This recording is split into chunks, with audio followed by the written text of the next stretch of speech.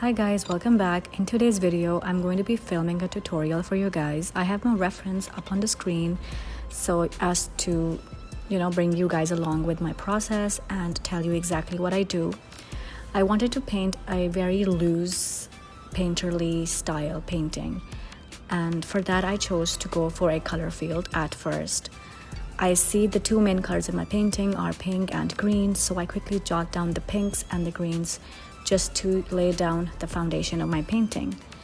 I then go ahead and see all the darks and lights of the pinks and the greens and sort of like make my way through the painting. And throughout this whole process, you don't have to worry about the accuracy of the placement of flowers or the leaves, because in the end, the main goal is to achieve the gist of the painting, is to make the viewer feel that there's a flower in the painting. Not as to see the actual flower itself, but to make the viewer feel that they are looking at a flower. And of course, you always have that liberty to play around with colors or, the position of different objects in your reference. So in the end, I do go in with a different color background just to make my flowers pop a little more, because I felt like that was giving it that extra energy in the background.